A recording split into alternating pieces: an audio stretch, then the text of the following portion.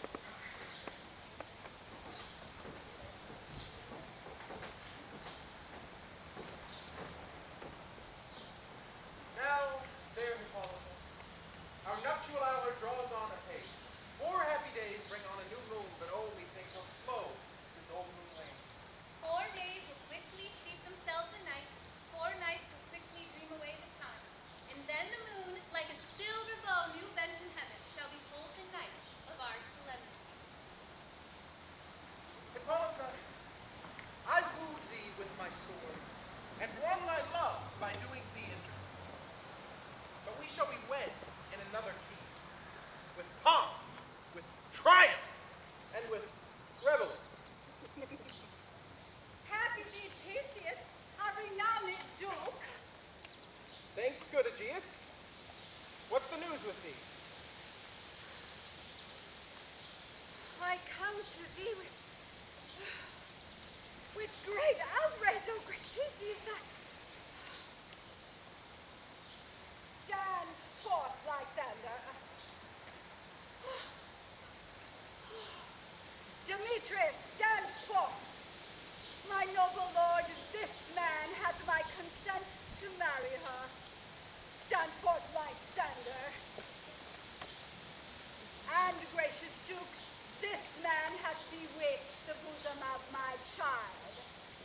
Thou, Lysander, thou hast given her rhymes and interchanged love tokens with my child.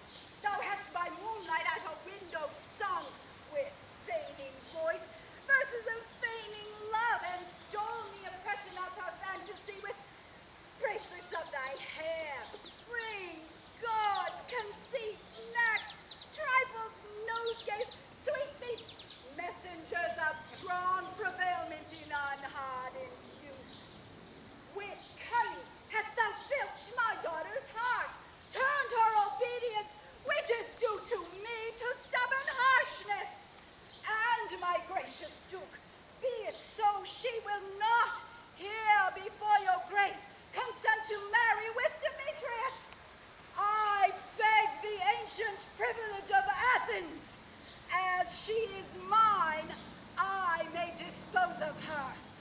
shall be either to this gentleman or to her death, according to our law. What say you, Hermia? Be advised, fair maiden, Demetrius is a worthy gentleman. So is Lysander. I do entreat your grace to pardon me. I know not by what power I am made bold, but I beseech your grace that I may know the worst that may befall me in this case, if I refuse to wed Demetrius. Either to die the death, or to abjure forever the society of men. Therefore, question your desire. Know of your youth. Examine well your blood, whether if you yield not to your mother's will, you can endure the livery of a nun. To live a barren sister all your life, chanting faint hymns to the cold, fruitless moon. So will I live, so die, my lord. Ere I will my virgin patent up under his lordship, whose unwished yoke my soul consents not to give sovereignty. Take time to pause, and by the next new moon, the sealing day betwixt my love and me, in bond of everlasting fellowship, upon that day either prepare to die for disobedience to your mother's will, or else to wed Demetrius as she would, or on Diana's altar to protest for austerity and a single life. Relent, Hermia, and Lysander, yield thy brave title to my certain right.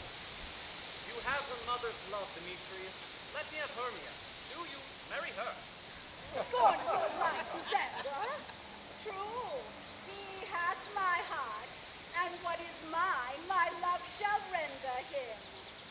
And she is mine, and all my right of her do I estate unto Demetrius. My lord, I am as well derived as he, as well possessed. My love is more than his, and, which is more than all these boasts can be, I am beloved of beauteous Hermia. Why should not I then prosecute my right? Demetrius, I'll avouch it, to his head, made love to Nidar's daughter Helen in one person. And she, sweet lady, dotes, devoutly dotes in idolatry upon this spotted and inconstant man. I must confess to have heard as much, and with Demetrius thought to have spoken thereof, my mind did lose it. But come, Demetrius, and as he has come, you shall go with me. As for you, Hermia, look you arm yourself, fit your fancies to your mother's will. Or else the law of Athens yield you up to death or to a single life.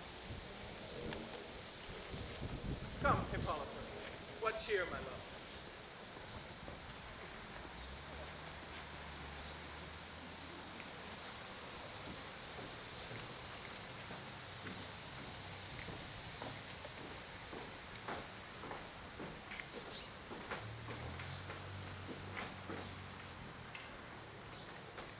Hello, why is your cheek so pale? How chance the roses there do fade so fast? Belike for want of rain, which I could well beteem them from the tempest of my eyes. Ay me, for aught that I could ever read, could ever hear by tale or history, the course of true love never did run smooth. But either it was different in blood, Oh, cross, too high to be enthralled, too low. or else it was misgraft in respective years, Spiked, too old to be engaged, too young. or else it stood upon the choice of friends. Oh, hell, to choose love by another's eyes. If then true lovers have been ever crossed, it stands as an edict in destiny. Then let us teach our trial patience. Good persuasion. Therefore, hear me, Hermia. I have a widow aunt, a dowager. From Athens is her house remote 7 leagues, and she respects me as her only son. There, gentle Hermia, may I marry you. And to that place the sharp Athenian law cannot pursue us. If thou lovest me, then steal forth thy mother's house tomorrow night, and in the wood, a league without the town. There I will stay for thee. My good Lysander, I swear to thee by Cupid's strongest bow, by all the vows that ever men have broke, in number more than ever women spoke. In that same place thou hast appointed me, tomorrow truly will I meet with thee. He promised, comes Helen. Godspeed, fair Helena, whither away?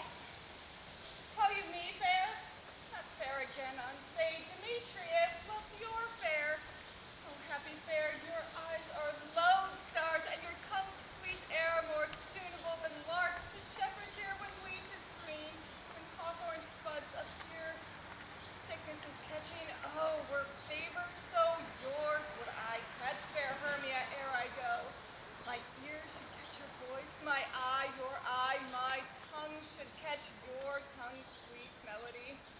For the world mine, Demetrius being baited, the rest I'd give to be to you translated.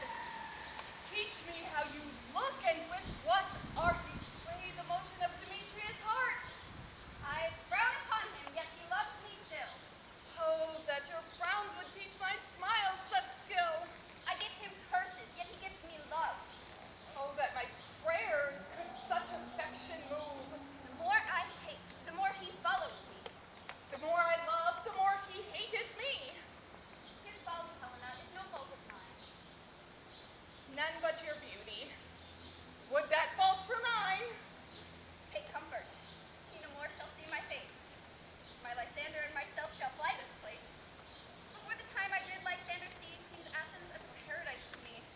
Oh, then what graces in my love do dwell, that he hath turned a heaven into a hell. Helen, to your mind scribble unfolds. Tomorrow night, when Phoebe doth behold her silver visage in the watery glass, decking with pearl the bladed grass, the time that lover's flight doth still conceal.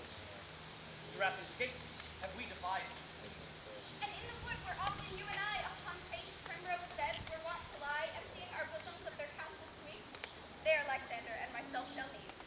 And thence from Athens turn away our eyes to seek new friends and stranger companies. Farewell, sweet playfellow. Pray thou for us, and good luck grant you thy greetings. Keep word, Lysander, we must start our sight from lovers till morrow's evening. I will. Helen, as you on him, Demetrius dotes on you.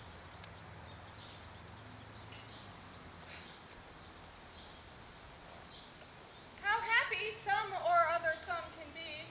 Through Athens I am thought as fair as she. But what of that? Demetrius thinks not so. He will not know what all but he do know. And as he errs, doting on Hermia's eyes, so I, admiring of his qualities. Love looks not with the eyes, but with the mind, and therefore is winged Cupid painted blind. Nor hath love's mind of any judgment taste, wings and no eyes figure unheedy haste. And therefore is love said to be a child, because in choice he is so oft beguiled. I will go tell him of fair Hermia's plight, and then to the wood will he tomorrow night pursue her. And for this intelligence, if I have thanks, it is a dear expense. But herein mean I to enrich my pain, to have his sight thither and back again.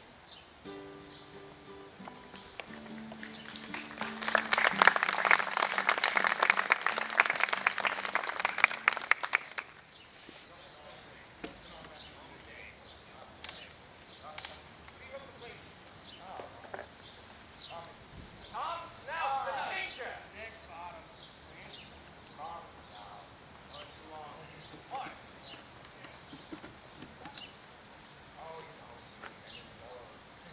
Snout the joiner and Starlet.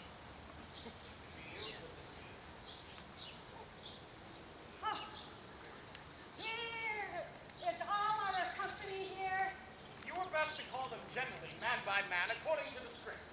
Here is the scroll of every man's name thought fit throughout all of Athens to play in our interlude before the Duke and the Duchess on his wedding day and night. First, good Peter Prince, call forth your actors by the scrolls, then say what the play treats on, and so we're to a point. Our play is called The Most Lamentable Comedy and Cruel Death of Pyramus and Thisbe. A very good Peter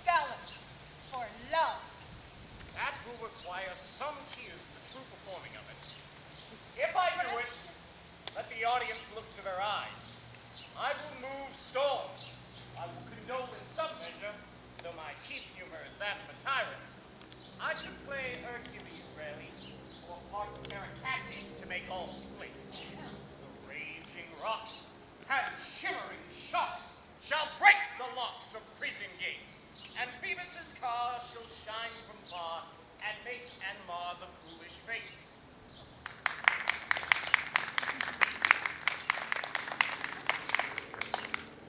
This was lofty. Now name the rest of the actors. Francis Flute, the bellows mender. Here, Peter Quince. Francis, you shall take this beyond you. And what is this? A wandering knight? No, Thisbe is the lady Pyramus must love. Nay, faith. Let me not play a woman. I have a beard coming in. That is of no mind. You shall wear a mask, and you may speak as small as you wish. And I may hide my face. Let me play Thisbe too. I'll speak in a monstrous little voice. Thisbe, Thisbe, ah, Pyramus, my lover dear, thy Thisbe dear, and lady dear. You must play Pyramus and Francis Flute. You, Thisbe. Well, proceed. Robin Starveling the tailor. Here, Peter Quince. You shall take Thisbe's mother on you. Tom Snout the tinker. Here, Peter Quince. You shall take Pyramus's father, and I, Peter Quince, shall play Thisbe's father. Oh, Snug the joiner. You shall take the lion's part. Well, there we have a play well fitted. Have you the lion card written? Pray you, if it be, give it me, for I am slow of study. You may do it extempore, for it is mostly roaring. Let me play the lion too. I will do you any man's heart good to hear me roar. I will roar that I will have the Duke say, let him roar again, let him roar again! And you shall do it so terribly that you will frighten the Duchess and the ladies, and they would shriek, and that is enough to hang us all. That would hang us, Every mother's mother's son. son. But I will roar you, I will aggravate my voice and roar you as gently as any sucking dove. I will roar you and twirl any nightingale.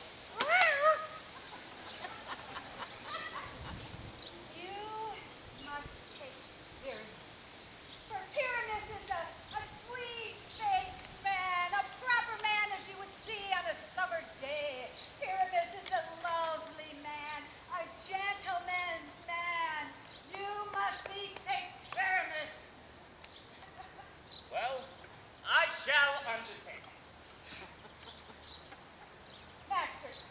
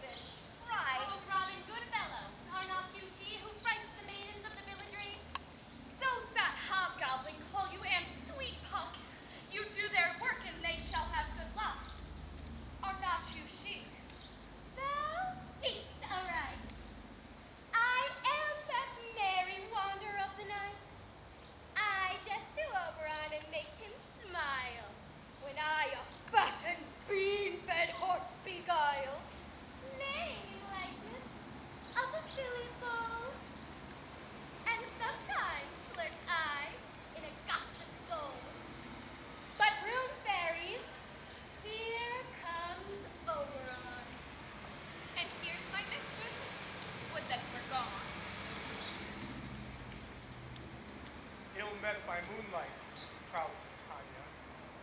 What, jealous Oberon? Fairies, skip hence. I have forsworn this bed and company. Tarry, rash wanton! Am not I thy lord? Then I must be thy lady. But why art thou here, come from the farthest steppe of India? But that, forsooth, the bouncing Amazon, your buskined mistress and your warrior love, to Theseus must be wedded, and you come to give their bed joy and prosperity. How canst thou thus for shame, Titania, glance at my credit with Hippolyta, knowing I know thy love to Theseus? These are the forgeries of jealousy, and never since the middle summer spring met we on hill, in dale, forest, or mead, to dance our ringlets to the whistling wind. But with thy brawls thou hast disturbed our sport. Therefore the winds, piping to us in vain, as in revenge, have sucked up from the sea contagious fogs, which falling in the land have every pelting river made so proud that they have overborne their continents. Therefore the moon, the governess of floods, pale in her anger, washes all the air that rheumatic diseases do abound. And thoroughness temperature, briefly the seasons alter. The spring, the summer, the childing autumn, angry winter change. By their increase now knows not which is which. And this same tragedy of evils comes from our debate, from our dissension. Do you amend it then? It lies in you. Why should Titania cross her Oberon? I do but beg a little changeling boy to be my henchman. Set your heart at rest. The fairyland buys not the child of me. His mother is a votress of my order, and in the spiced Indian air by night, full often hath she gossiped by my side, and sat with me on Neptune's yellow sands, marking the embarked traders on the flood, when we have laughed to see the sails conceived, and grow big-bellied with the wanton wind, which she, with pretty and with swimming gait, following her wound enriched with my young squire, would imitate, and sail upon the land to fetch me trifles, and return again as from a voyage, rich with merchandise. But she, being mortal, of that boy did die. And for her sake do I rear up her boy.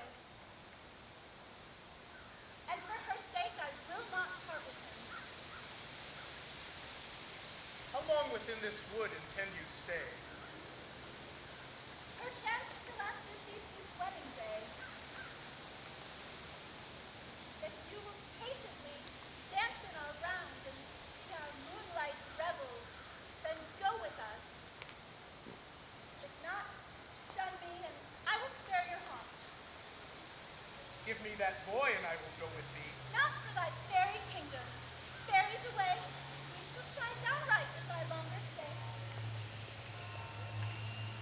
Well, go thy way. Thou shalt not from this grove till I torment thee for this injury. My gentle pup, come hither.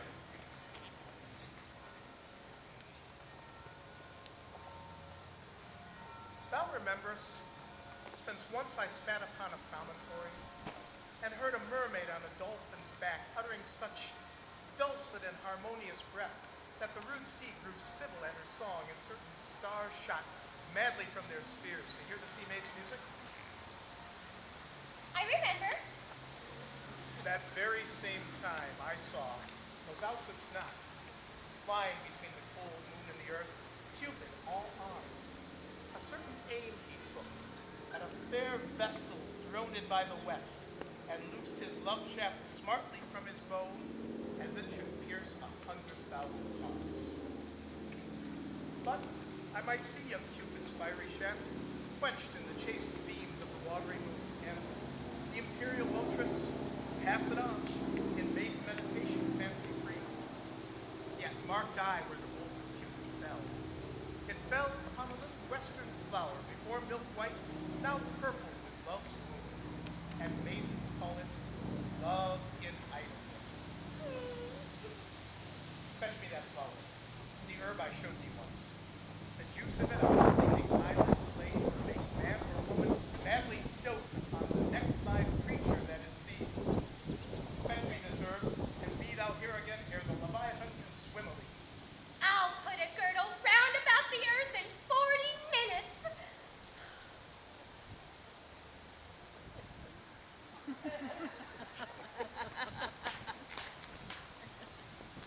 Having once this juice, I'll watch Titania when she is asleep, and drop the liquor of it in her eyes. The next thing then she waking looks upon, be it lion or bear or on wolf, on bull, on meddling monkey or on dizzy ape, she shall pursue it with the soul of love. And ere I take this charm from off her sight, as I can take it with another herb, I'll make her render up her page to me. But who comes here? I'm invisible, and I will overhear their conference.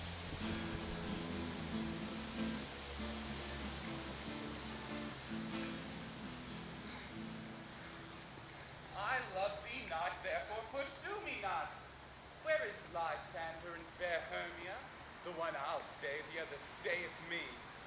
Thou toldest me they were stolen unto this wood, and here I am, and wood within this wood, because I cannot find my Hermia. Hence, get thee gone, and follow me no more. You draw me, you hard-hearted adamant, but yet you draw not iron, for my heart is true as steel. Leave you no power to draw, and I shall have no power to follow you. Do I entice you? Do I speak you fair? Or rather, do I inflame you? Tell you I do not, nor I cannot love you. And even for that do I love you the more. I am your spaniel. The more you beat me, I will fawn on you. Use me, but as you use your spaniel. Burn me, strike me, neglect me, lose me. Only give me leave, unworthy as I am, follow you. What worse place can I beg in your love? Yet a place of high respect to me that you use it as you use your dog. Tempt not too much the hatred of my spirit, for I am sick when I look on thee. And I am sick when I look not on you. I'll run from thee and hide me in the brakes, and leave thee to the mercy of wild beasts. The wildest hath not such a heart as you. If thou follow me, do not believe that I shall do thee mischief in the wood. Ay, in the temple, the town, the field, you do me mischief. By Demetrius, your wrongs do set a scandal on my sex. We cannot fight for love as men may do. We should be wooed and were not made to woo. I'll follow thee and make a heaven of hell to die upon the hand I love so well.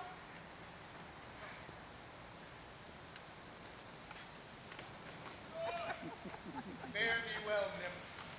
Ere he do leave this grove, thou shalt fly him, and he shall seek thy love. Hast thou the flower there? Welcome, wanderer. There it is. I pray thee give it me. I know a bank where the wild thyme blows, where oxlips and the nodding violet grows. There sleeps Titania some time of the night, lulled in these flowers with dances and delight. With the juice of this, I'll streak her eyes, and make her full of hateful fantasies. Take thou some of it, seek through this grove. A sweet Athenian lady is in love with a disdainful youth.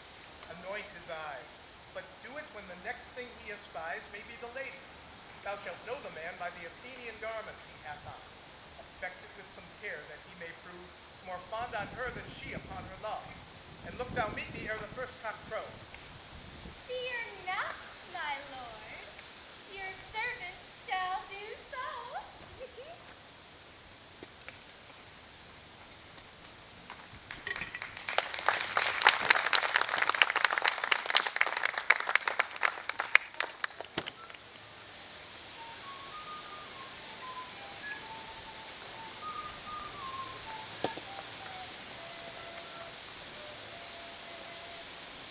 Come, a fairy song. Sing me now a sweet. Then you off to sleep and let me rest.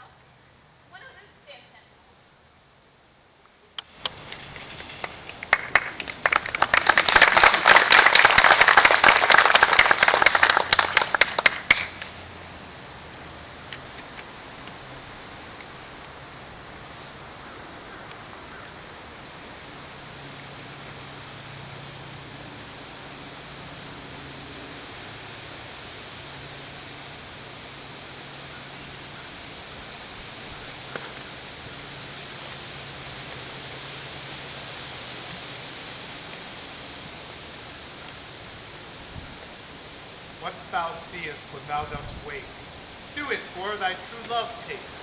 Love and languish for his sake, be it ounce or cat or bear, hard or boar with bristled hair.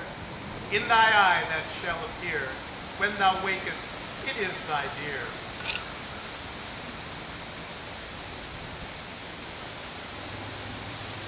Wake when some vile thing is near.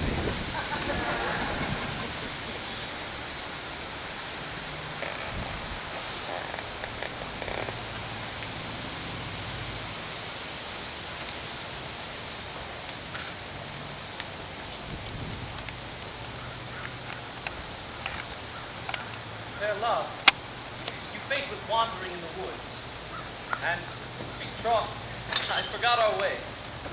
We'll rest us, Hermia, if you think it good, and we'll tarry for the comfort of the day. Be it so, Lysander. Find you out of bed, for I upon this bank will rest my head.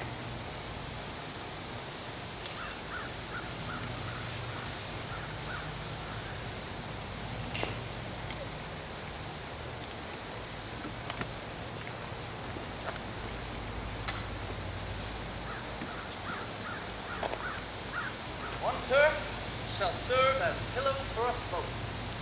One heart, one bed, two bosoms, and one trove. Nay, but Lysander, for my sake, my dear, by further all in, not my so weird.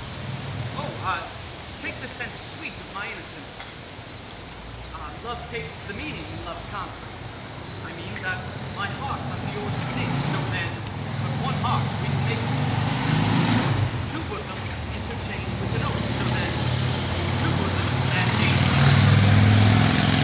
then, by your side, no bedroom we deny, relying so early, I do not lie. Lysander grinning very prettily. Now let's be sure my manners and my pride if Hermia meant to see Lysander high. Friend for love and courtesy lie further off in human modesty. Such separation as may well be said becomes a virtuous bachelor and the maid. Marcus. Good night. I love your oath, Lysander. Amen. Amen to that fair prayer, say I. And end life when I am loyal. Here's my bed. Sleep, give thee all his rest. The tap that wished and his eyes be pressed.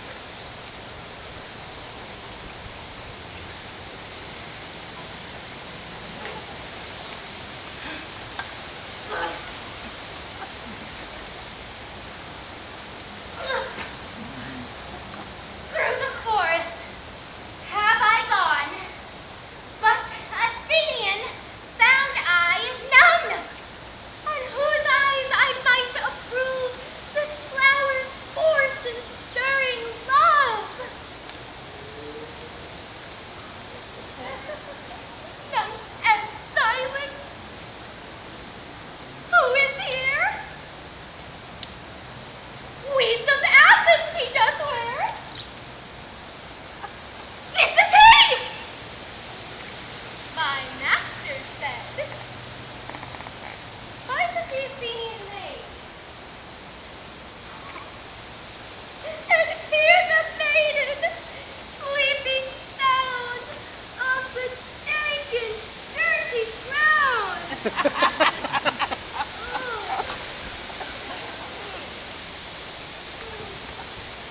Pretty soul, she durst not lie near this black love, this kill courtesy.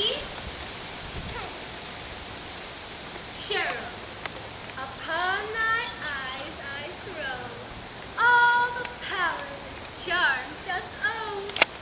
When thou wakest, let love forbid sleep his seat on thy eyelid.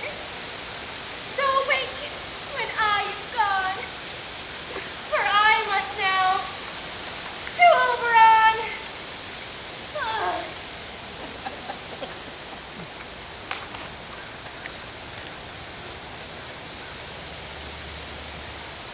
Stay, though thou kill me, sweet Demetrius. I charge thee hence, and do not haunt me thus. Wilt thou darkly leave me? Do not so. Stay. On thy peril, I alone will go.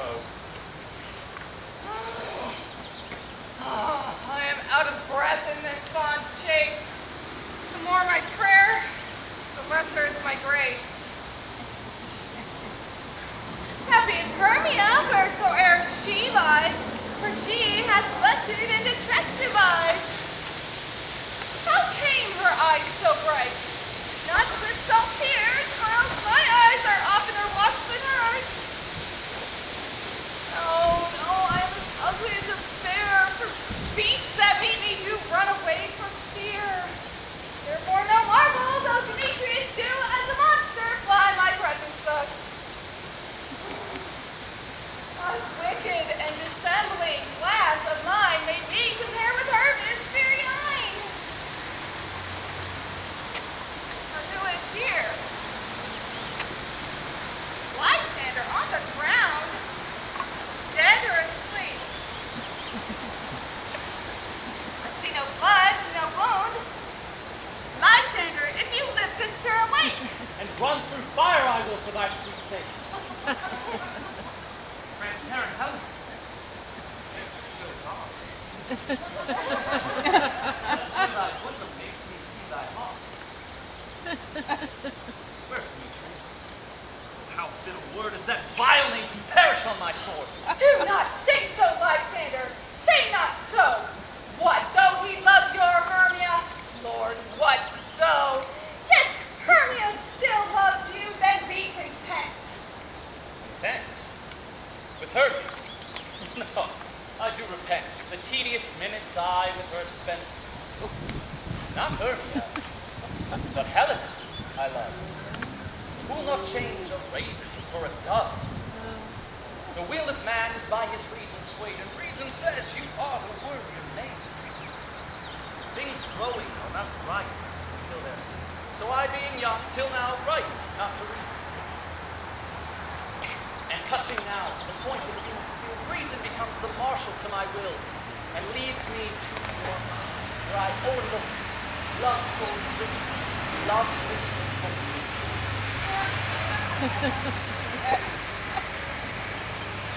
Wherefore was I to this keen mockery born? When at your hands did I deserve this scorn? It's not enough, young man, that I did never, no, nor never can deserve a sweet look from Demetrius' eye, but you must flout my insufficiency? Good troth, you do me wrong. Good sooth you do in such disdainful manner me to woo. But fare you well. Perforce I must confess I thought you lord of more true gentleness. Oh, that a lady of one man refused should of another therefore be abused. She sees not her.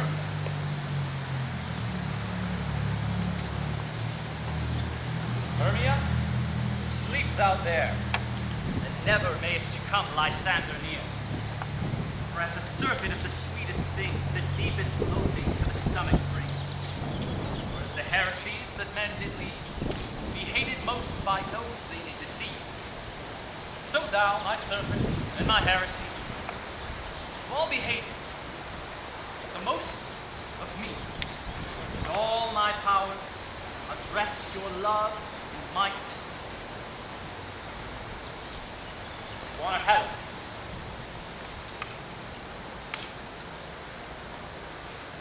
And to be her knight.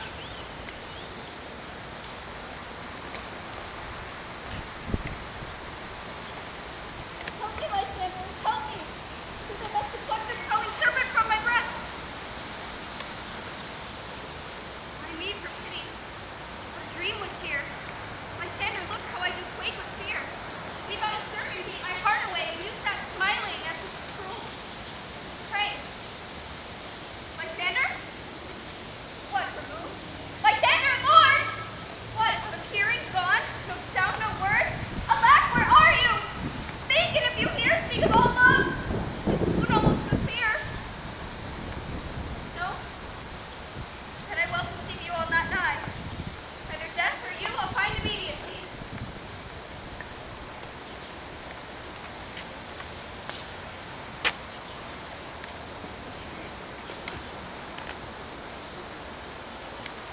Are we all met? Pat, pat, and here is a marvelous, convenient place for our rehearsal. This green spot shall be our stage. That cloth archway, our tiring house, and we shall do it in action as we do it before the Duke. Peter Quince, What say you now, Bully Bottom? There are things in this comedy of Pyramus and Thisbe that shall never please. First, Pyramus must draw a sword to kill himself, which the ladies cannot abide. How answer you that? Fire Lake, a perilous fear. I believe we should leave the killing out when all is done. Not the way. I have devised to make all well. Write me a prologue, and let the prologue seem to say we will do no harm with our swords. And for better assurance, tell them that I, Pyramus, am not Pyramus, but Bottom the Weaver. That shall put them out of fear. We shall have a prologue, and it will be written in 8 and 6. No, make it 2 more. Let it be written in 8 and 8. Won't the women be afeard of the lion? I fear it, I promise you. Masters, you are goofing with yourselves. yourselves to bring in. God shield us, a lion among ladies is a most dreadful thing. For there's not more fearful wildfowl than your lion living. We ought to look to it. Therefore, a second prologue must tell that he is not a lion. Nay, you must name his name, and half of his face must be seen through the lion's neck, and he must speak through it, saying thus, or to the same defect, ladies, or fair ladies, I would wish you, or I would request you, or I would entreat you, not to fear, not to tremble. My life or yours. If you think I come hither as a lion, it were pity of my life. No, I am no such thing. And then and there, let him say plainly that he is snug the joiner. Well, it shall be so. But there is two hard things first. We must bring moonshine into the chamber, for as you know, Pyramus and Thisbe meet by moonshine. Doth the moonshine the night we play our play? A calendar! A calendar! Look in the almanac. Find out moonshine. Find out moonshine. Aye, it doth shine that night. Why, may we leave a casement where we play open, and the moon may shine in at the casement. Aye, or else one can come in with a bush of thorn and a lantern, and says he comes to disfigure or to present the person of moonshine. The other hard thing is we must bring a wall into the chamber, for as the story goes, Pyramus and Thisbe do talk through a chink in the wall. We will never bring in a wall. What say you, Bottom? Some man, or other, must present wall. And let him have some loam, some rough cast, some plaster about him to signify wall. And let him who plays wall hold his fingers thus. And through that cranny shall Pyramus and Thisbe whisper. Well, it shall be so. All right, sit down, every mother's son, and let's rehearse our parts. Pyramus, you must go first. When you have finished speaking your speech, you go into that brick.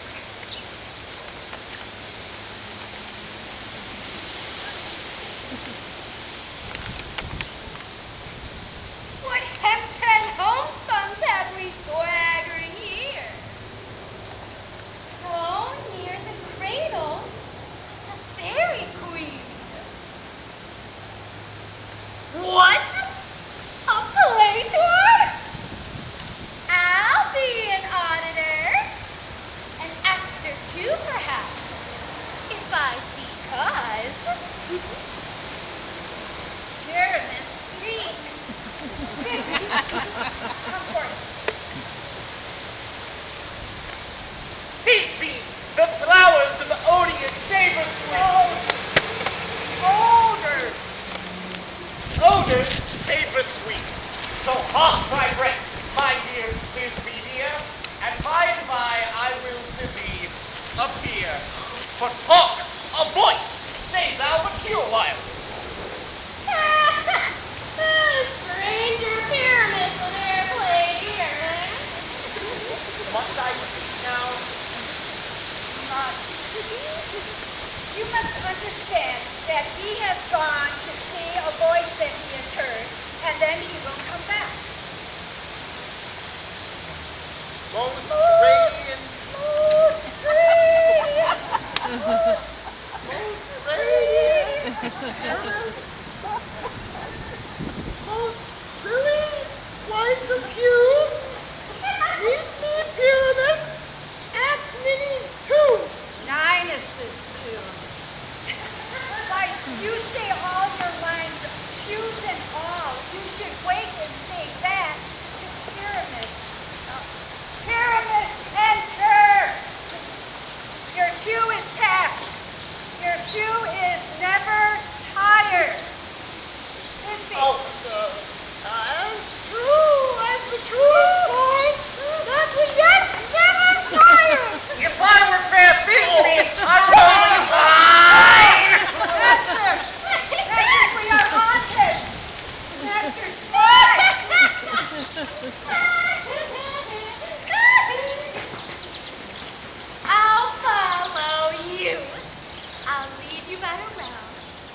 bush, through bog, through brake, through briar.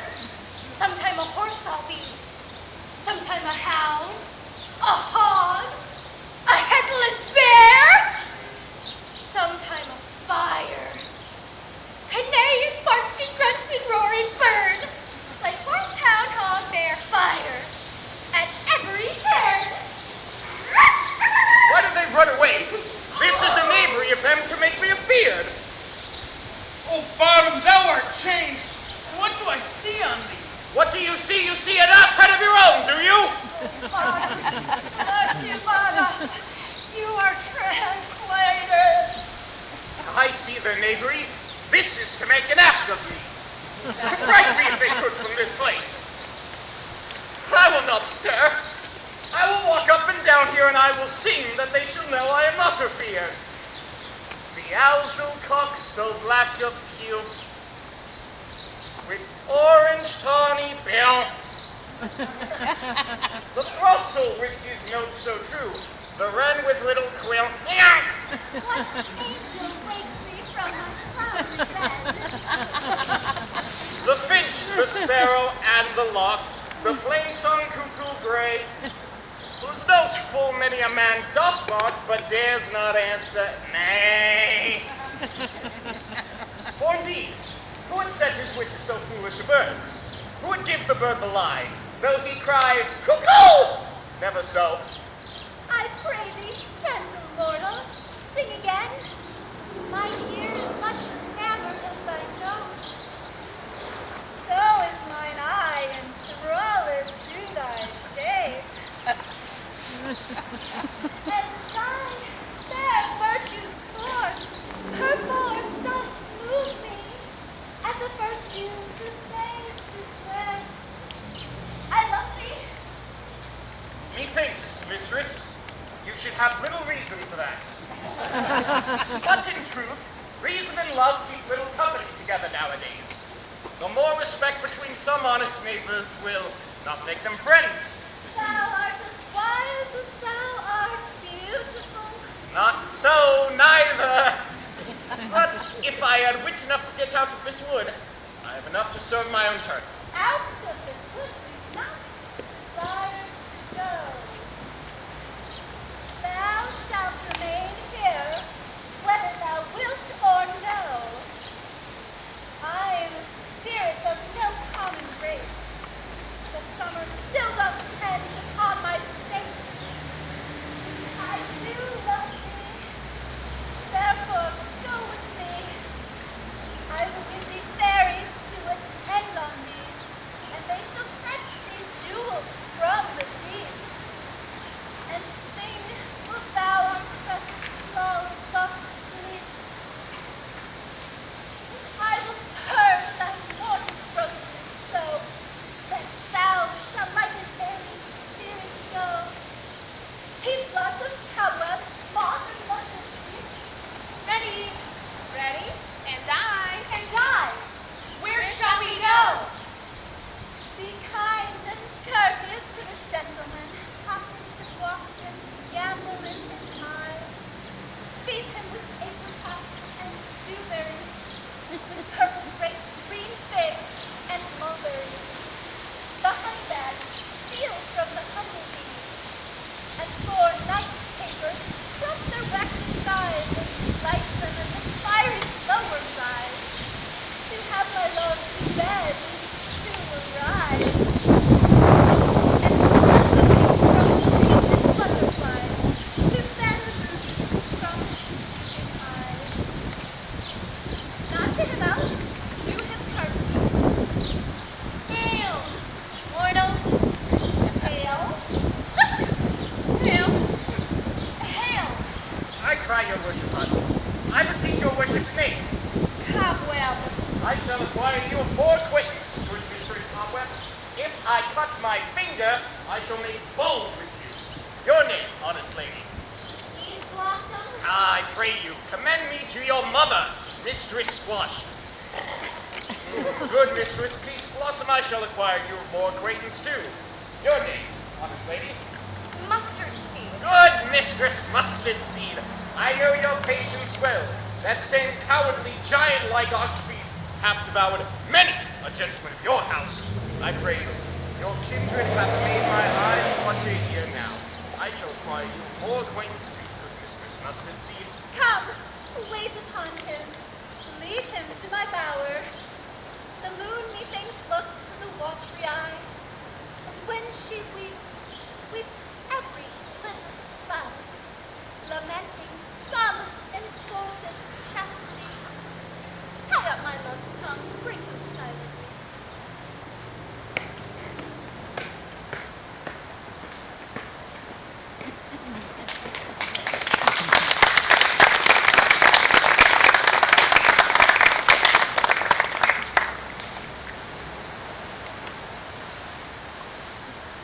I wonder if Titania be awake, and what it was that next came in her eye that she must dote on in extremity. Here comes my messenger. How now, man spirit, what night rule now about this haunted grove? My mistress with a monster is in love! Near her close and consecrated bower, while she was in her dull and sleeping hour, a crew of patches, rude mechanicals, who worked for bread upon Athenian stalls, were met together to rehearse a play intended for great Theseus's nuptial day. The shallowest thick skin of that barren sort, a pyramid presented in their sport, forsook his scene and entered in a break.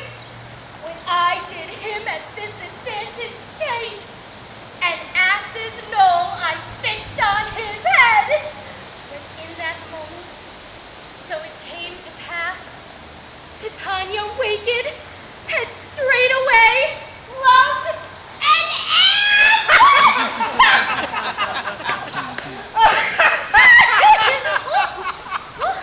This falls out better than I could devise. But hast thou yet latched the Athenian's eyes with the love juice, as I did bid thee do? I took him sleeping, that is finished too, and the Athenian woman by his side, that when he wake, of force she must be eyed. Stand close. This is the same Athenian. This is the woman, but not this, man. Oh, why rebuke you him that loves you so?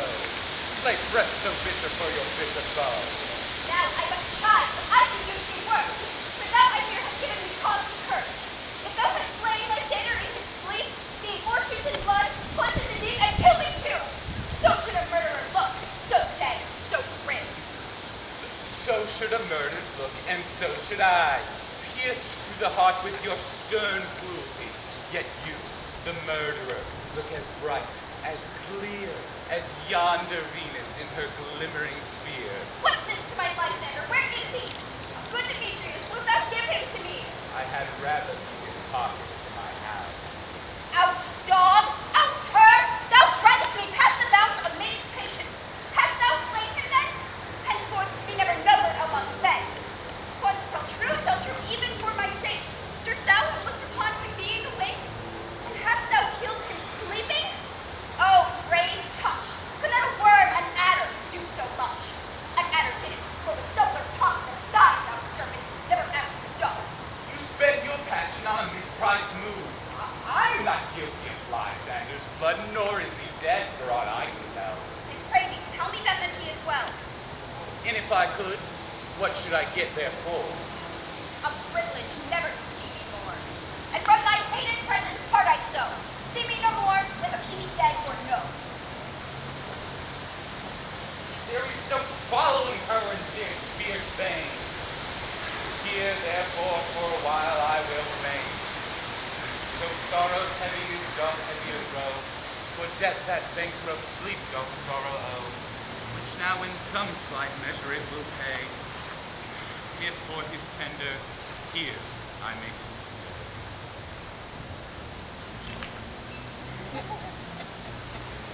What hast thou done? Thou hast mistaken quite and laid the love juice on some true love sight. A Thy misprision must perforce ensue. Some true love turned and not a false turned true. Then fate overrules that. One man holding troth, a million fail, confounding oath on oath. About this wood goes swifter than the wind. And Helena of Athens, look thou fine. All fancy sick she is and pale of cheer. With sighs of love that cost the fresh blood dear. By some illusion see thou bring her here. I'll charm his eyes against she do appear. I go. Look how I go. Swifter than an arrow from a Tartar's bow.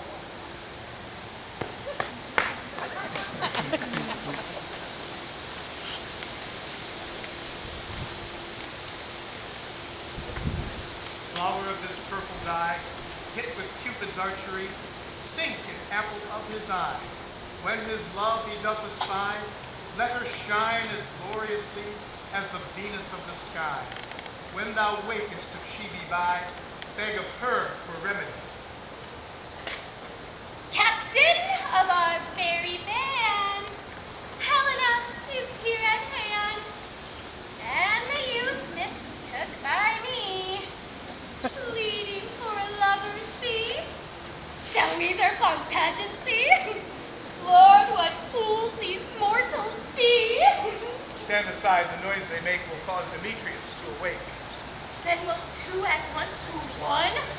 Oh, that must needs be sport alone. But those things do best please me, that befall preposterously. Why should you think I should woo and scorn? You do advance your cunning more and more. When truth kills truth, oh, devilish holy fray. These vows are Hermia's. Will you give her or wait oath with oath, and you will nothing weigh? I had no judgments when to her I swore. Nor none in my mind, now you give her or. Demetrius loves Hermia, and he loves not you. Oh, Helen, goddess, nymph, perfect, divine, to what, my love, should I compare thine eye? Crystal is muddy, oh, how ripe and show. Thy lips, those kissing cherries, tempting grow. When thou toldest of thy hand, oh, let me kiss this princess of pure white, this seal of bliss. Oh, spite! Oh, hell! I see you all are bent to sit against me for your merriment. If you were civil and in courtesy, you would not do me thus much injury. Can you not hate me, as I know you do, but you must join in souls to mock me too? If you were men, as many are in show, you would not use a gentle lady so. You love her rivals and love Hermia, and now those rivals to mock Helena? Your soul patience all to make you sport. You're unkind, Demetrius. Be not so. For you love Hermia, as you know I have. And here, all goodwill, all my heart. Hermia's love I give you of my heart. And yours of Helena to me the queen, whom I do love and who is in my death. Never did mockers waste more idle breath. Lysander, keep thy Hermia, I will none. If e'er I loved her, all that love is gone. My heart to her but as guests why sojourn. And now to Helen it is home return, there to remain. Helen, it is not so. Look, where thy love comes, yonder is thy dear. Thou art not by mine eye, Lysander, found my ear, I think it brought me to thy sound. But why unkindly didst thou leave me so? Why should he stay who love doth press to go? But love can press Lysander from my side. Lysander's love would not let him die. Fair Helena born, healed is the night, and all yon fiery oaths and eyes of light. Why seekest thou me? Could not this make thee know the hate I bear thee may believe thee so? You speak not as you think, it cannot be.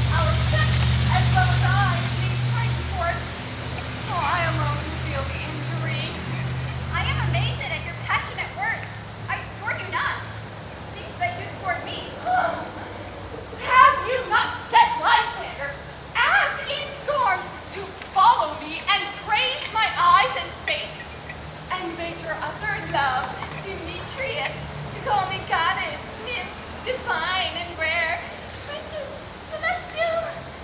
Wherefore speaks he this to her he hates? And wherefore doth Lysander deny your love and tender me, forsooth affection, but by your setting on, by your consent? What, though I be not so in grace as you, so hung upon with love, so fortunate, but miserable most to love unloved? This you should pity rather than despise. I understand not what you mean by this. I do persever. Counterfeit sad looks make mouths upon me when I turn my back, wink each at other, hold the sweet jest up.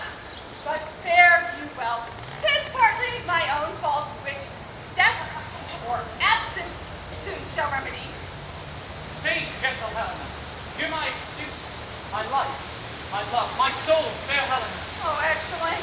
Please, do not scorn her so. If she cannot free, I tell. Thou canst tell more than truth. Helen, I love thee. By my life I swear by that which I would lose for thee to prove him false that says that I love thee not. I say I love thee more than he can do. If thou say so, withdraw and prove it to me. Quick, come. Lysander, where do you come all this? Wait? Oh, no. We'll see the break loose. Take on, you fellow, but yet come not. You are a tame man. Go! Hang off, thou cat! Thou bird! Wild thing, let loose, or I will shake thee from me like a serpent. Why are you grown so rude? What changes this sweet love? Thy love, Out! Tawny daughter, out! Little bit medicine, hated potion, hence. Do you not jest? Yes, sooth, and so do you. Demetrius, I will keep my word with you. A weak bond holds you. I'll not trust your word. What? Should I hit her? Strike her? Kill her dead? Although I hate her, I'll not harm her so. What can you do me greater harm than hate? Hate me wherefore? Me would lose my love. Am I not Hermia or not Lysander? I despair now as I was erewhile. Since night you left me. Yes. Since night you left me. Why then you left me. God's forbid, in earnest shall I say. I, by my life, never did desire to see thee more. So, therefore, Be out of hope. Question of doubt. These serve nothing to it. Tis no jest. But I do hate thee. And love Helen.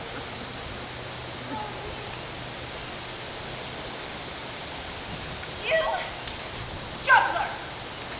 You canker blossom! You thief of love! What have you come by night and stolen my love heart from him? Fine in faith. Have you no modesty, no maiden shame, no touch of bashfulness? What will you tear impatient answers from my gentle tongue? Fie, you counterfeit, you puppet, you puppet! Why so? Aye, that's way goes the game. Now I perceive that she hath made compare between our statures. She hath merged her height. And with her personage, her tall personage, her height forsooth she hath prevailed from him. And are you so grown, so high in his esteem, his eye, so dwarfish and low? How low am I, thou painted maypole? Speak. How low am I? I am not yet so low, but that my nails can reach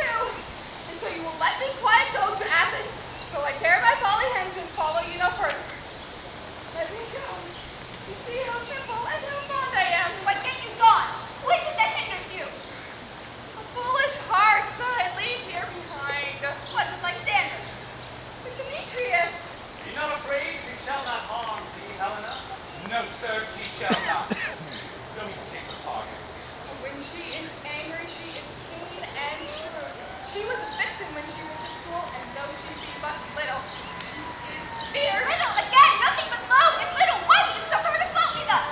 Let me come to her. Get you gone! Oh. What? Minimus a kindling not grass feed, acorn. You are too officious in her behalf that scorns your services. Let her alone. Speak not of Helena, take not her part, for thou dost intend never so little show of love to her. Thou shalt abide it. Now she holds me not. Now follow if thou darest, to try whose right of thine of mine is most impellent. Follow? Nay, I shall go with thee cheek by jowl.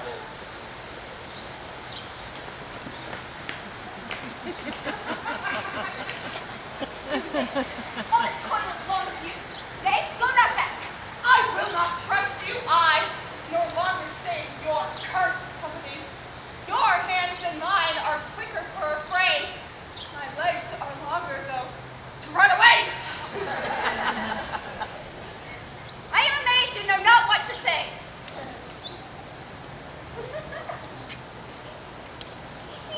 This is thy negligence. Still thou mistakest. Or else committest thy knaveries willfully. Believe me, King of Shadows, I mistook. Did not you tell me I should know the man by the Athenian garments he had on?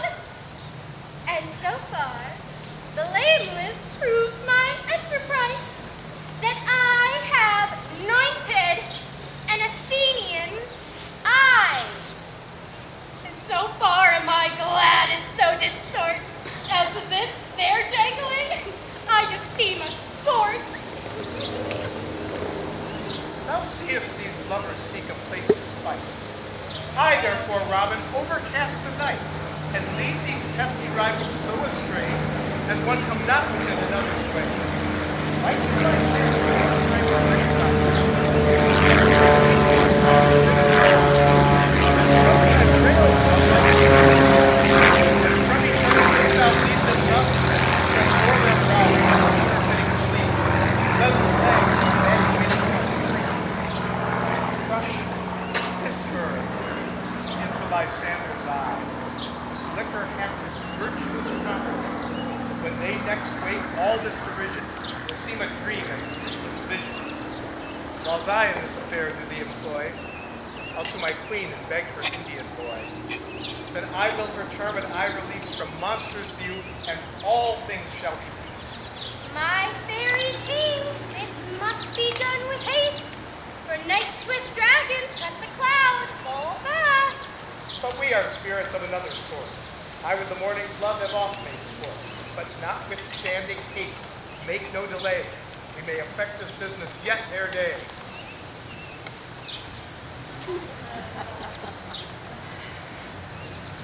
Up and down, up and down. I will lead them up and down. I am feared in field and town. Goblins, lead them up and down. Oh, here comes one. Where art thou, proud Demetrius? Speak thou now. Here, villain, drawn and ready. Where art thou? I will be with thee straight. Follow me then to plainer ground. Lysander, speak again. Thou runaway, thou coward, art thou fled? Speak! In some bush, where dost thou hide thy head? Thou coward, art thou bragging to the stars, telling the bushes that thou lookst for wars? Ye, art thou there? Follow me, we'll try no manhood here.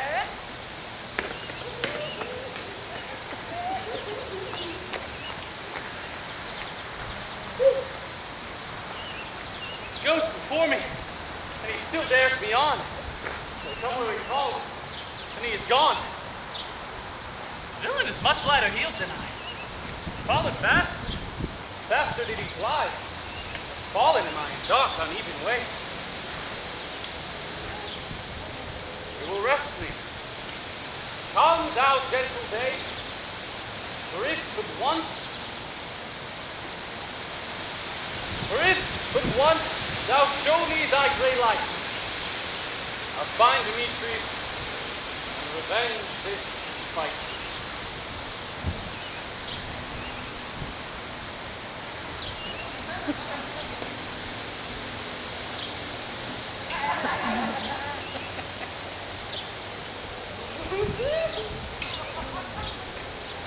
Ho, ho, ho, coward! Why comest thou not? Abide me if thou darest, for well I wot. Thou runnest before me, shifting every place, and darest not stand, nor look me in the face. Where art thou? Come hither! I am here! Nay then, thou mockest me. Thou shalt buy this dear if ever thy face by daylight see. Now, go thy way. Faintness constraineth me to measure out my length on this cold bed. By day's approach, look to be visited.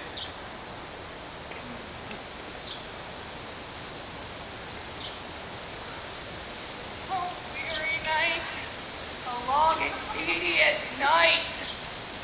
Abate thy hours, shine comforts from the east, and sleep. Sometimes shuts up sorrow's eyes. Steal me a while from mine own company.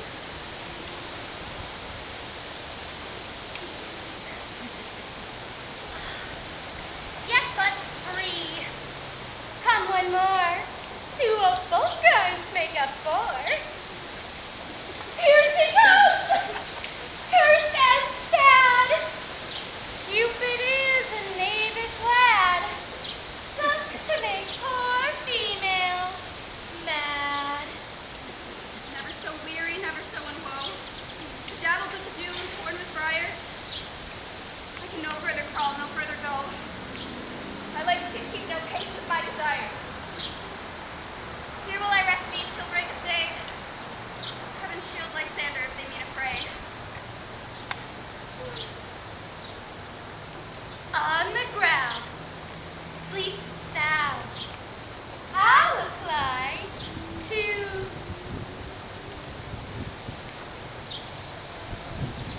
your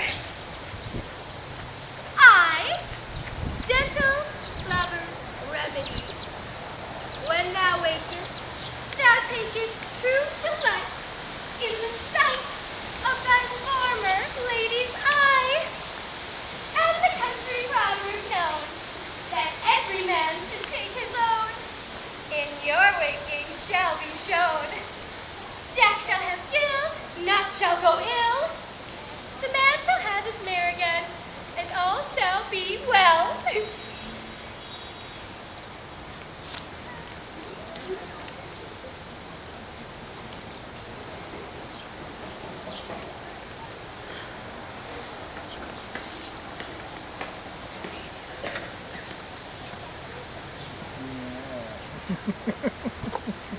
Come, sit thee down upon this flowery bed, while I thy amiable cheeks do coy, and stick musk roses in thy smooth head, and kiss thy fair heart is my gentle joy.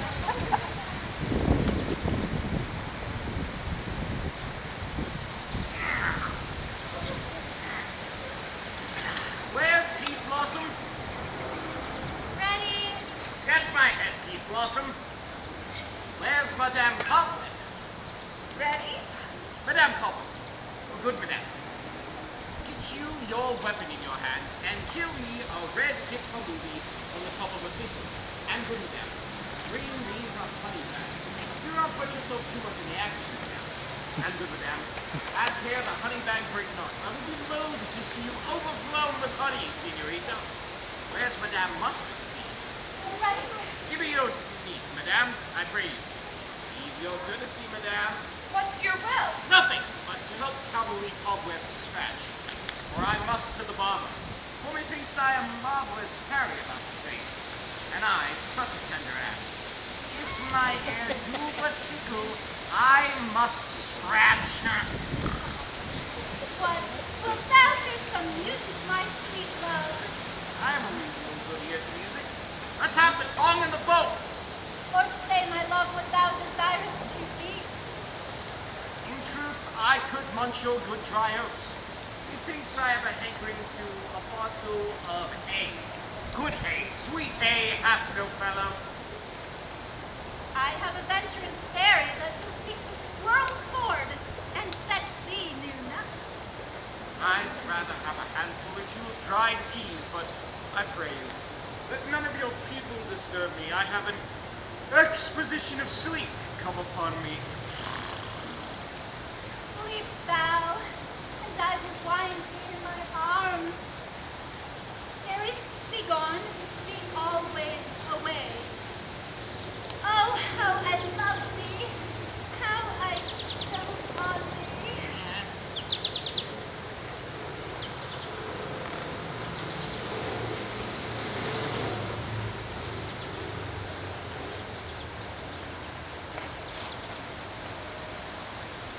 Welcome, Robin.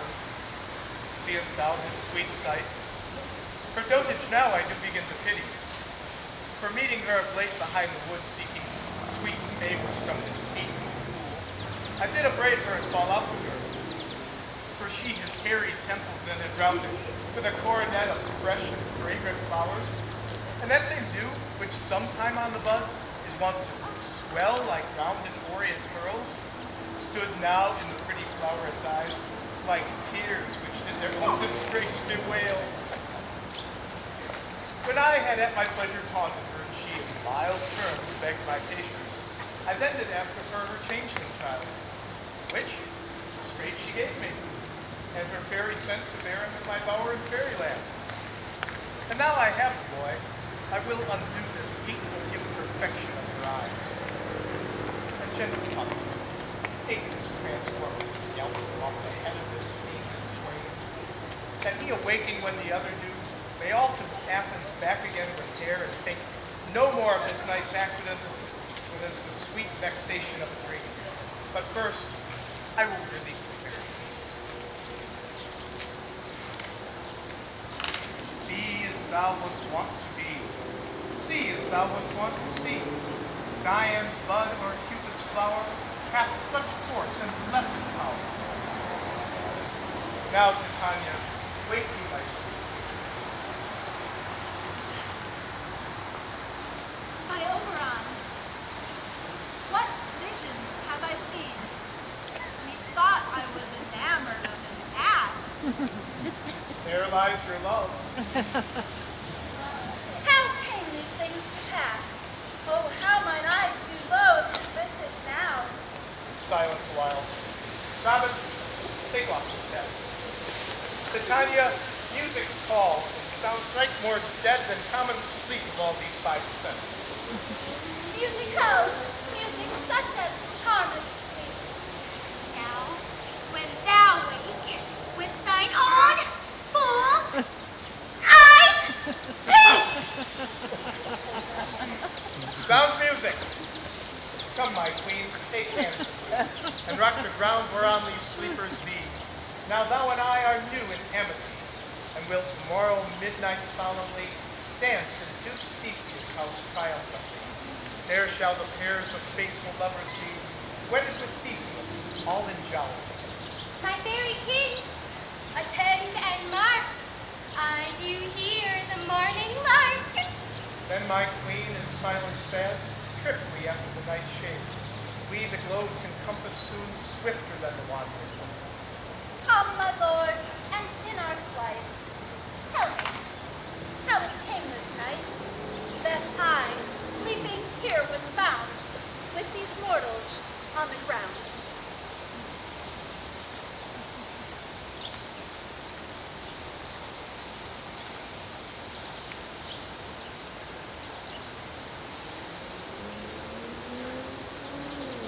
Go, one of you, and find out the forester. For now our observation is performed, and Since we have the ball word of the day, my queen will hear the music of my hound. Unbuckle the Western Valley, let me go. Dispatch, I say, is my minister. We will, my queen, up to the mountain top and mark the musical confusion of hounds and echo in conjunction. I was with Hercules and Cadmus once, when in a wood of Crete they bayed the bear with hounds of Sparta. Never did I hear such gallant chiding, for besides the groves, the skies, the fountain, every region here seemed all one mutual cry. I never heard so musical a discord, such sweet thunder. But soft, what nymphs are these? This is my daughter here asleep, my lord, and this my Sander.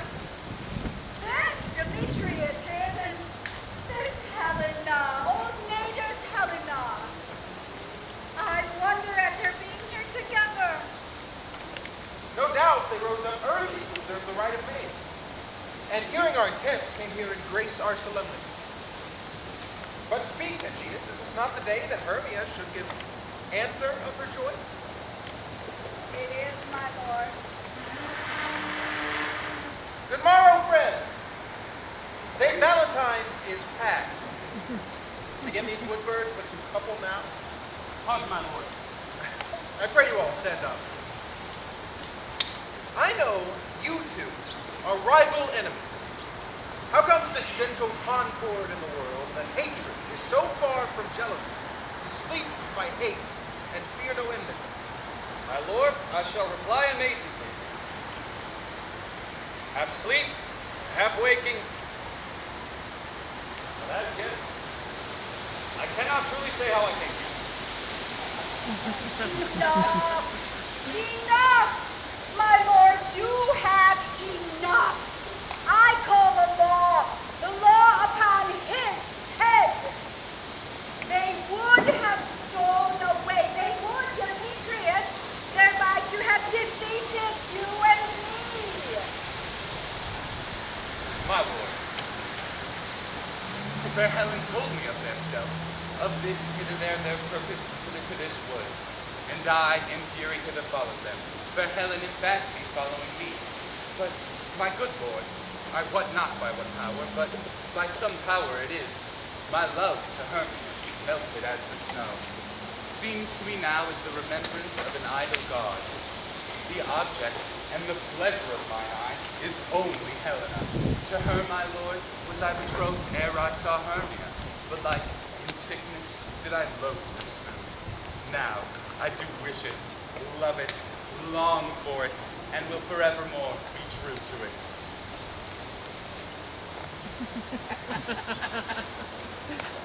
Fair lovers, you are fortunately met.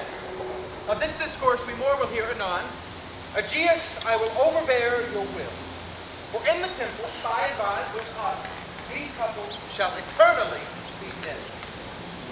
And now that the morning is something worn, our purpose conduct shall be set aside. Away with us to Athens, 3 and 3. We shall hold the feast in great solemnity. Come, Father.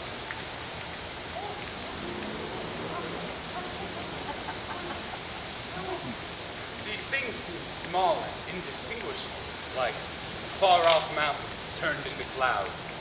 Methinks I see these things with parted eye, when everything seems double. So methinks. And I have found Demetrius like a jewel, mine own. Not mine own. Are you sure, then, that we are awake? It seems to me that yet we sleep. We dream. Do you not think the Duke was here and bid us to follow him? Yea, and my mother. And Hippolyta.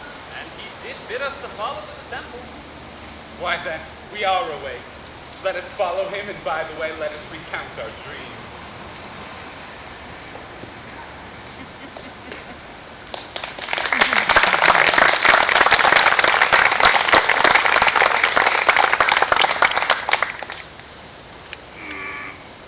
When my cue comes, call me, and I shall answer. My next is most fair Pyramus. Hi-ho! Read it once. the bellows mender. Tom Snout the tinker. Starveling. Gods, my life stolen hence. I've had a most rare vision. I've had a dream. Ask the word of man to say what the dream was. That is but an axe, if he goes about to expound this dream. Methought I was, no man can say. Methought I was, and methought I had. Man's eyes unable to hear.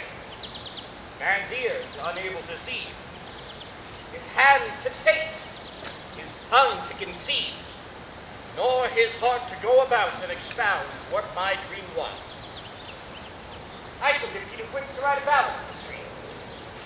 It shall be called Bottom's Dream, for it hath no bottom, and I shall sing it in the latter end of a play before the Duke.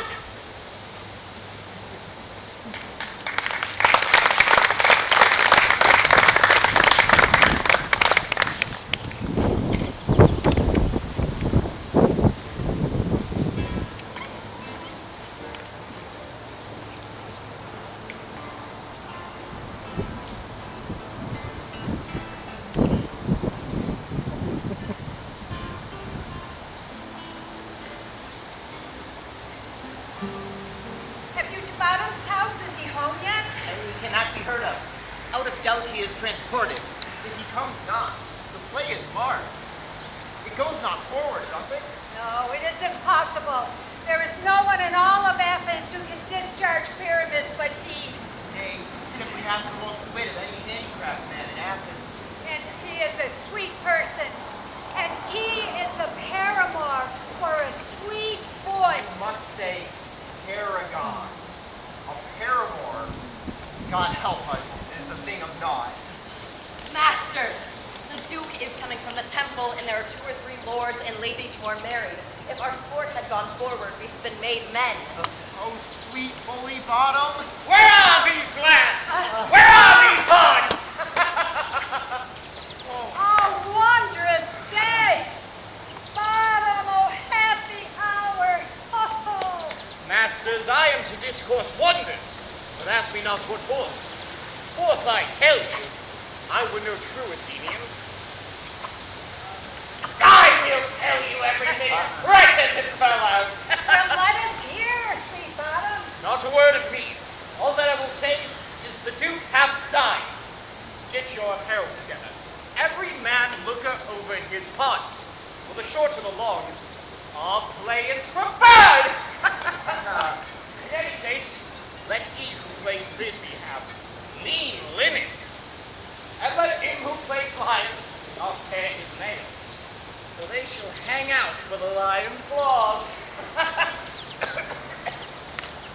And another thing, eat no onions nor garlic. For we are to utter sweet breath, and I do not but doubt to hear the Duke say, it is a sweet comedy. Enough, no more words. Away, go away!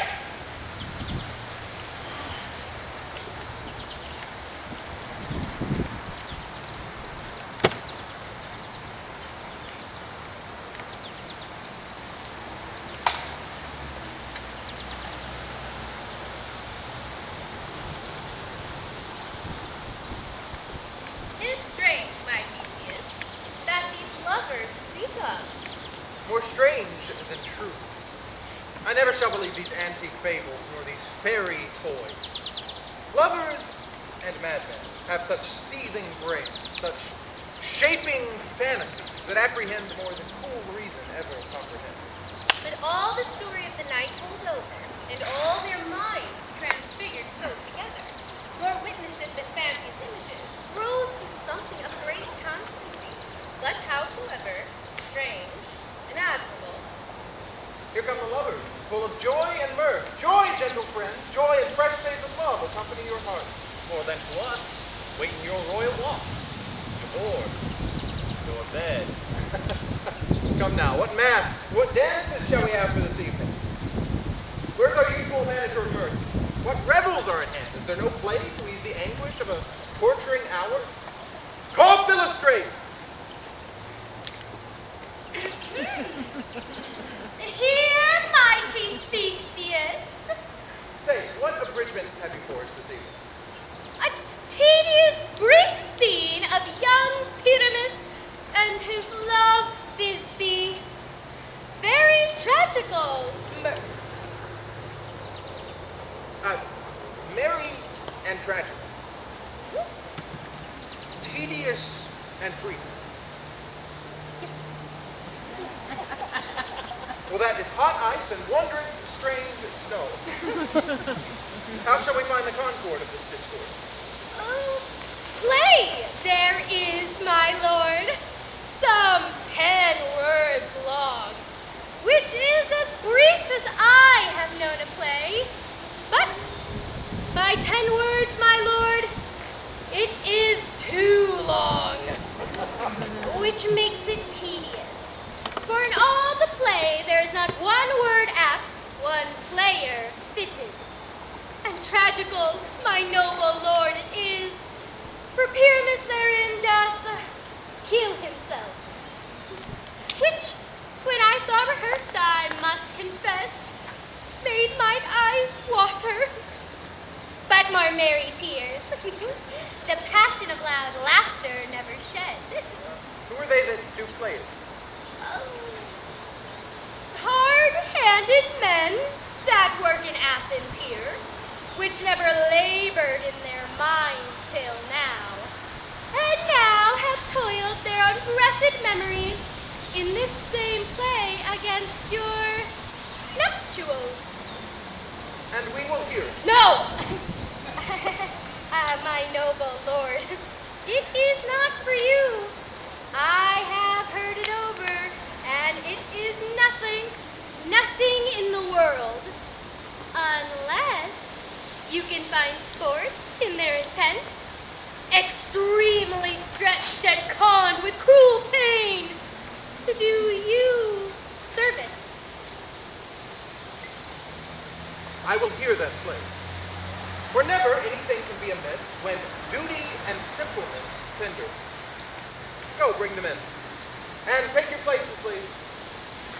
I love not to see wretchedness or charge or duty into service.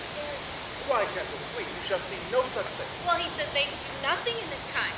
No, the kind are we to give them thanks for nothing. Our sport shall be to take what they mistake.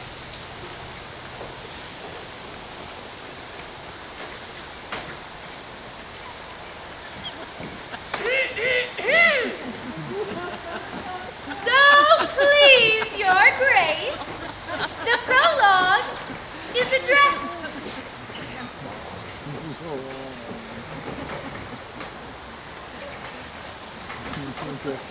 If we offend, it is with our goodwill.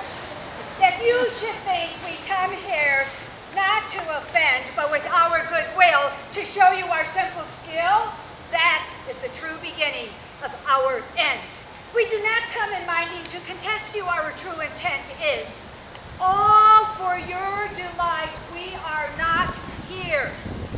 The actors are at hand, and by their show, you will see all that you would like to know. This fellow doth not stand upon points. He hath rid his prologue like a rough colt. He knows not to stop. A good moral, my lord, it is never enough to speak, but to speak true. Indeed, he hath played on his prologue like a child on a report, a sound but not to government. His speech was like a tangled chain, nothing impaired, but all disorder. Who is next? Gentles, perchance you wonder at our show, but wonder on till truth makes all things plain. This man is Pyramus, if you must know, and this beauteous lady Thisbe is certain. This man with lime and rough cast his wall, that vile wall which these two lovers sunder.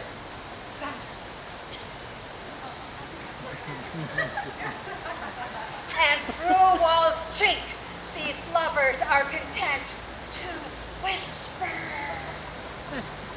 This man, with bush of thorn, lantern, and dog, represented moonshine. For our moonshine at Ninus's tomb, there to woo. This grisly beast, Lionheart by name, the trusty Trisby who came at night. Lion did scare away, or rather did affright, and as she fled, her mantle she did fall, and vile lion with bloody mouth did stain. Anon comes Pyramus, sweet youth and tall, and sees his trusty Thisbe's mantle slain, whereat with blameful bloody blade he bravely broached his boiling bloody breast.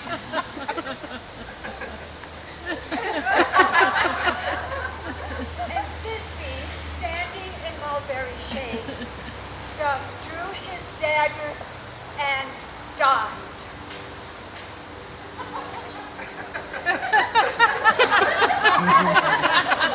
As for all the rest, that lion moonshine wall lovers twain, at large discourse, while here they still remain.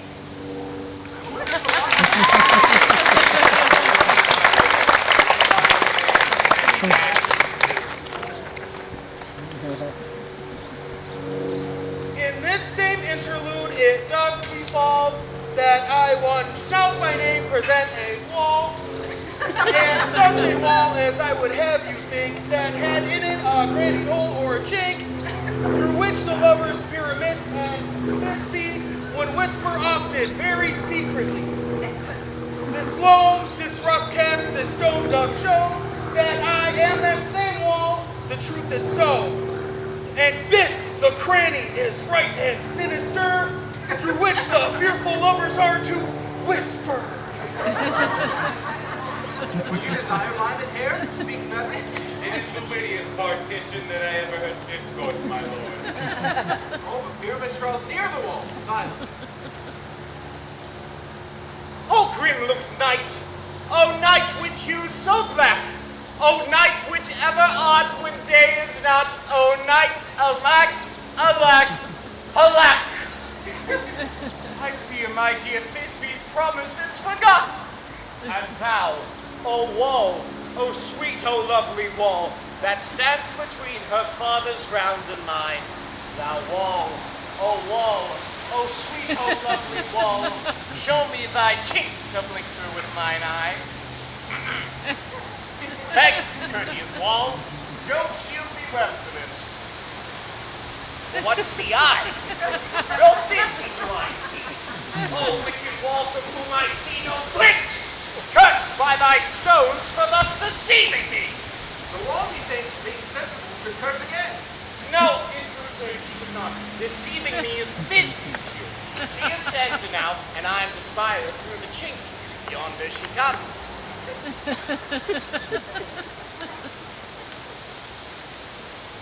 Oh, wall!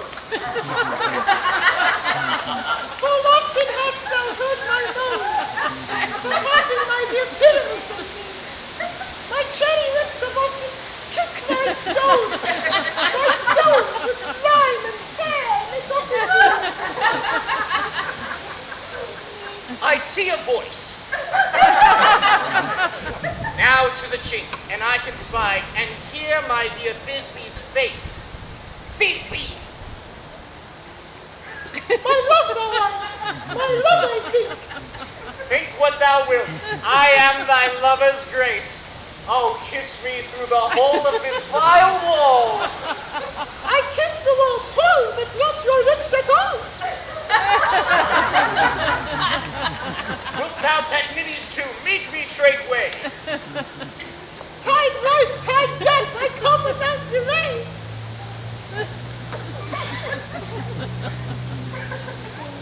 Thus I wall my part discharged so, and being done, thus a wall away doth go. Silliest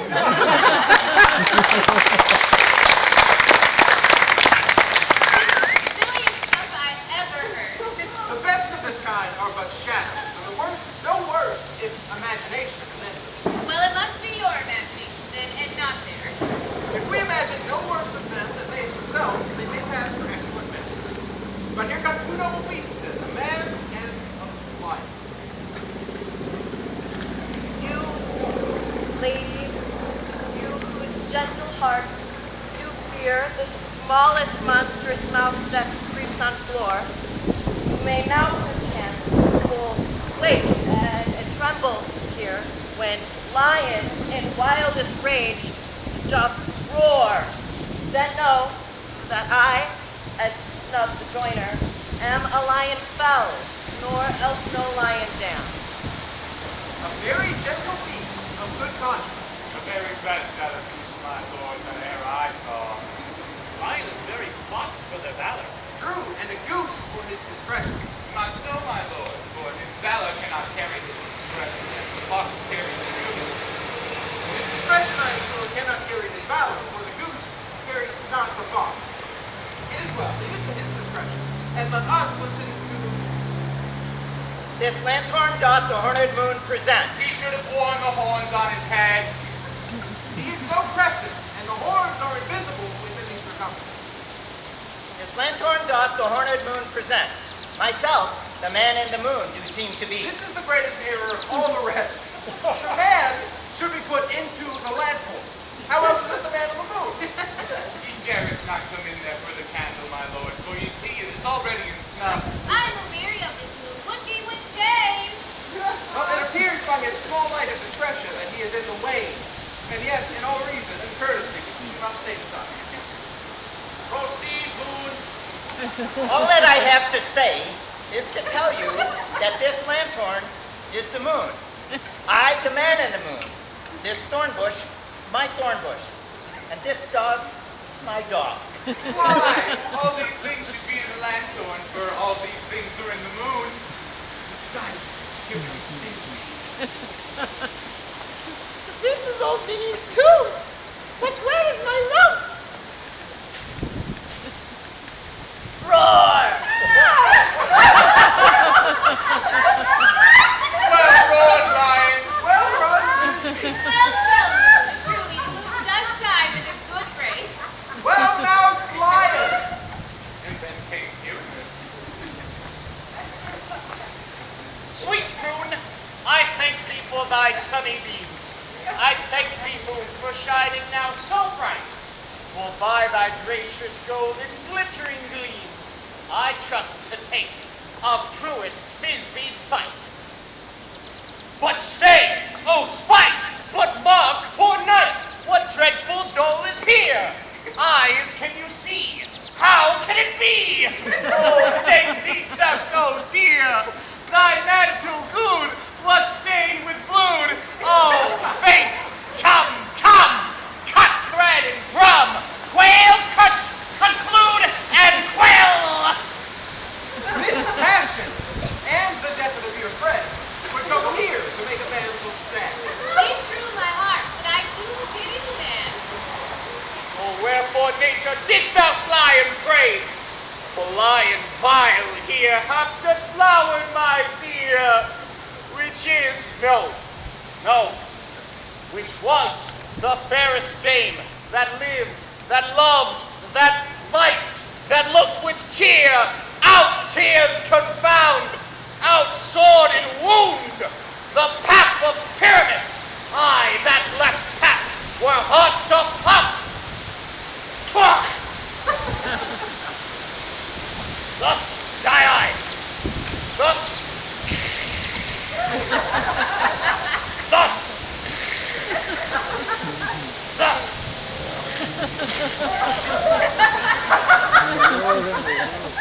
how am I dead? How am I fled? My soul is in the sky. Come, loose thy light. Moon, take thy flight. Now die, die, die, die, die. Die. Eat, eat. With the help of a surgeon, he might yet recover and prove an ass. How chance moon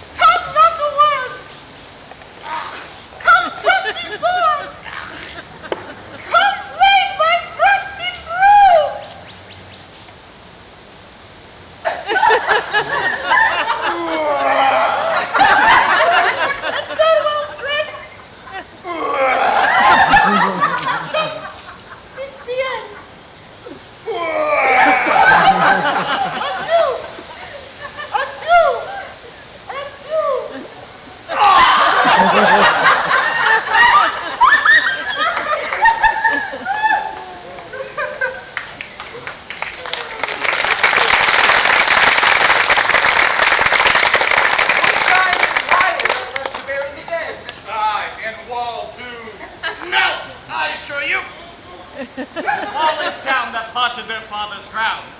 Would it please you to see the epilogue, or to hear a birdman stand between two of our company? No epilogue, I pray you. For your play needs no excuse. For when the players are all dead, there needs none to be played.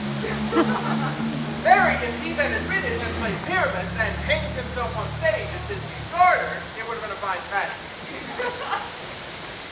And so it is, truly, and very notable, this charge. But come, your burgomaster, leave the epilogue alone.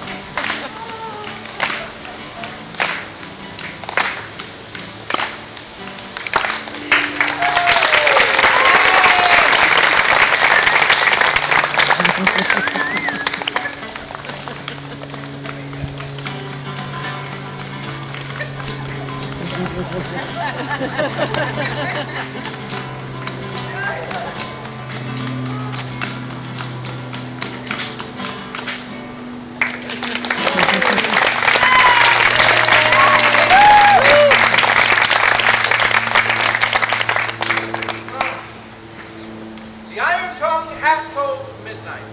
Lovers, to bed. I fear we shall not sleep the coming morn, as much as we this night have overwatched. This palpable gross play hath well beguiled the heavy days of night. Gentle friends, to bed. A fortnight will be the solemnity, and nightly revels and noon jollity.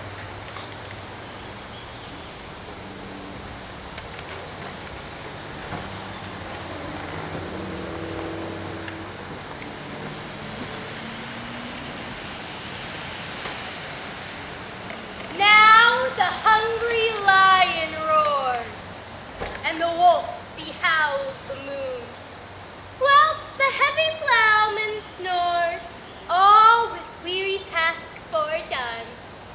And we fairies that do run, with the triple Hecate's team, from the presence of the sun following darkness, like a dream, now are frolic.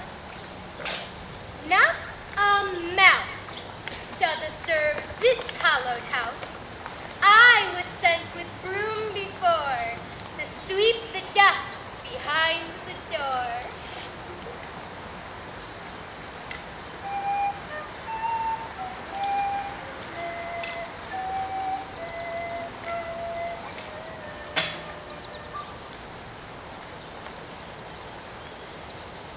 Through the house give glimmering light by the dead and drowsy fire. Every elf and fairy sprite, top as light as bird from briar. Hand in hand with fairy grace will we sing and bless this place.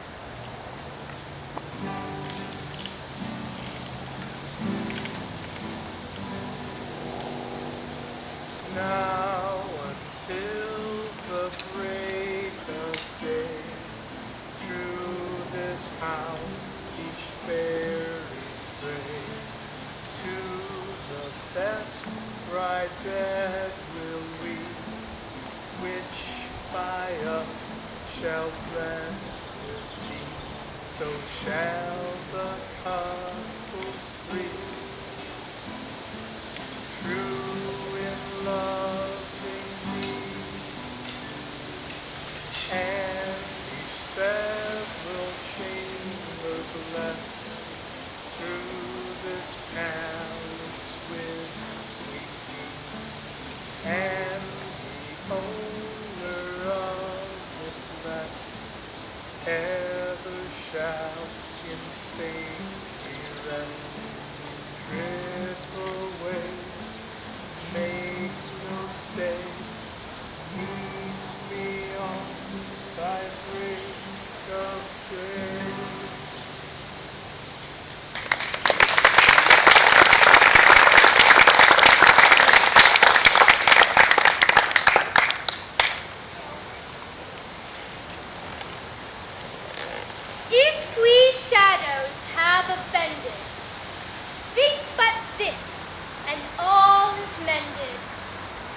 You have but slumbered here, whilst these visions did appear, and this weak and idle theme no more yielding, but a dream. Gentles, do not reprehend. If you pardon, we will mend.